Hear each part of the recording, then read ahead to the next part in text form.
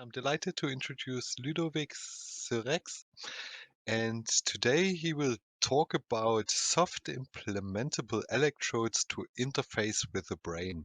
And before I hand over to Ludovic, I wanted to let the audience know that there might be some graphic images with containing brain tissue in here.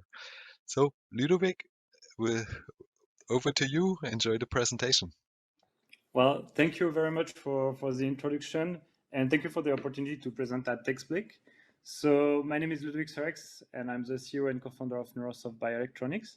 And I hope I will be able to give you a glimpse of what we are doing at Neurosoft with this presentation. So I just wanted to start by saying that at the root of any innovation, there is someone who is not really happy with the way things are.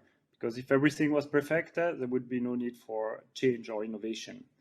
So to show you a little bit what we are not really satisfied with the current state of neuroprosthesis, I would need to show you a little bit what is actually implanted in the clinic today for neuroprosthesis. So as of today, the neuroprostheses that are implanted on the brain are this kind of electrode here. Here it's a subdural electrode. You have also that is implanted really at the surface of the brain, or here you have auditory and it's implanted behind the skull here. Or here you have an implant that is meant to be implanted at the surface of the spinal cord, so in your spine. And all of these devices have the same purpose, which is basically to record or stimulate from neural tissue in order to treat a disease, be it epilepsy or chronic pain.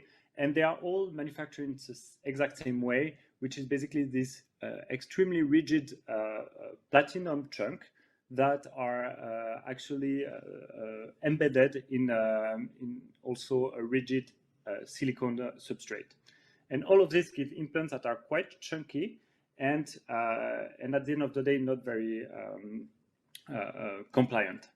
And I want to show you why this is a problem, because in everyday life, we don't have really the opportunity to touch a brain, so it's difficult to really grasp how a brain is. So I want to show you a little movie here that is basically a sample of a brain tissue that is just being slightly poked by a mechanical probe. As you can see, as soon as you touch the brain with the slightest force, it's going to start to deform under the pressure. And actually, this deformation, because the brain is also a very fragile organ, this deformation can actually introduce damages into the neural tissue. But on top of that, being like very soft and very fragile, the neural tissues are extremely dynamic. Here you have, for example, an MRI of someone that is just moving his head. And as you can see here, you have the spinal cord that is actually bending in extreme radius during this process. And we do that every day for many, many times.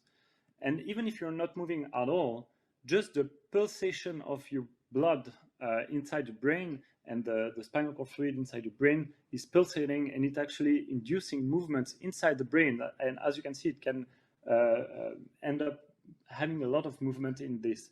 And you can imagine that if you have something that is moving and extremely fragile, and you put it into contact with something that is rigid and doesn't want to move, such as the implant I showed you before, they're going to be such like a battle of the implant that doesn't want to move and the neural tissue that wants to move.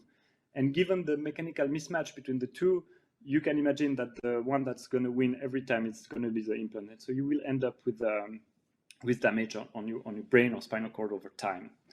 So the solution that we want to bring, and that has been in work in the laboratory of Stéphanie Lacour and that we're spinning off now with Neurosoft, is a type of electrode that would be so soft that it could actually be stretchable, as you can see on the right video. And so that would be in the same type of mechanical property as it would be on brain tissue. So, wow.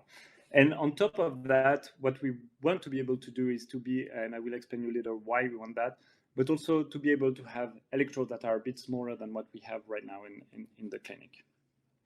So how would we go about to achieve such a type of electrode? So what we are doing at Neurosoft, basically, we're taking the same type of silicone that they are using right now in the clinic, but a silicone that is a little bit softer, that